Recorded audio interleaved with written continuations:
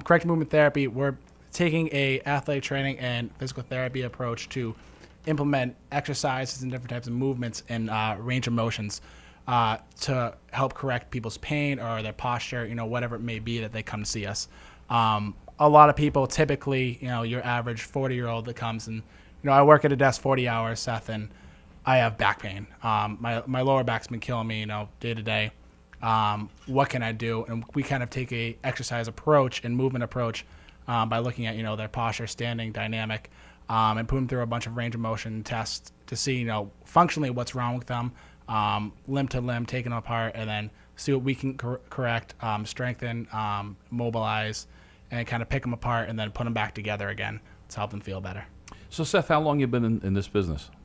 Today would probably just about be a month. Really? Okay, yeah, so you're new. Brand new. All exactly. right. So what brought you to opening this business? I went to school at LaSalle College for athletic training. And from there, as you see everything from before the injury happened to the injury happening and then dealing with after the rehab to return to play. And I was really in love with the rehab and the strength and conditioning, but I never saw a lot of strength and conditioning with the athletic training realm. So I interned at Mike Boyle's. I got our internship there from my friend Kevin Carr. And he is really big in mobility. He has his own business, Movement is Medicine.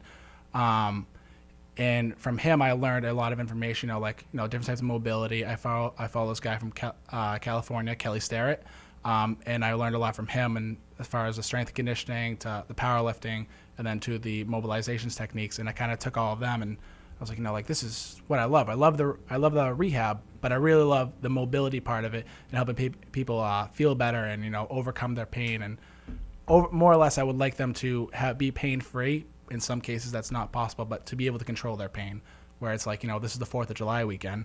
You're at the 4th of July, you're in Maine or New Hampshire, and you're seeing fireworks, and you have your pain's coming back a little bit. You can't book an appointment with me for, a week or two. You learn exercise from me that, you can help control that on your own and deal with it, throughout your life. We target range everybody from, your typical high school athlete that, is whether they're recovering from a surgery or a different type of athletic injury, they're running the bases in baseball and, they slid into the base wrong. And ever since then, they just haven't felt right in their left hip. To your 86-year-old that, just coming to look and, they've had some pains, some aches and pains and feel better, but gain strength to help them live longer and, live on their own without, having to be taken into a home or have someone else take care of them and do everything for them. The biggest part of what we do is we implement everything with exercise. You can't just loosen someone up and then have that and turn them into jelly and have that be it. You kind of have to, we do a lot of core movements. Everything is based around core to balance to functional exercises. After we improve their gait and we fix their posture to help build them back up into a better person. So where do you expect to be in 5 years? Still growing with the company. I mean, this is something I want to pursue for the rest of my life. I've gone through that phase where maybe I want to do that or maybe I want to do this, but I've kind of taken everything that's like that maybe I want to do something and combine it into something I truly love. So you find this really rewarding, helping people? Unreal. When someone looks at me after and say, Seth, I came to you in agony. I had this one guy and he came in and he had this, it just happened to be lower back pain, not to just throw that out. There's different types of, shoulder mobility problems people could have, but he typically had lower back pain. He's had it forever.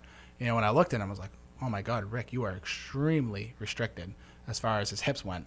And it actually ended up being, a problem in his ankles. Like he lacked ankle mobility. One was supinating, one was pronating. That's interesting. How did you figure that out? How do you go from back to hips to ankles? Everything's connected. The body is a whole structure. Well, that's structure. true. Yeah, we hope it is, yes. And 90% of the time where people feel pain isn't where the problem is. It's referred pain. A lot of people know it's the typical I feel pain here. Does it hurt when you press here? No.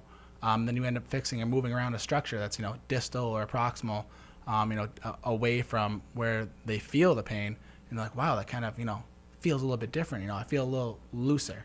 And with him, when I was looking at his dynamic posture and him just looking and staring at me, his shoes off, I could see one ankle is like this and another ankle is kind of supinated and pes cavus, and I was like, okay, so I put him through a little bit more range of motion. Ended up, he had a hip hike. So one hip actually was higher than the other due to restriction in the other hip.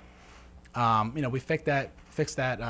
We took him apart, pretty much turned him into Gumby, re-strengthened the areas where he needed to be strengthened, and now he walks without pain. sometimes you may experience a little bit pain after us, but it's a point that you can control pain. You know what to do. You know how to handle it. And then you have someone to come back to if it ever got worse.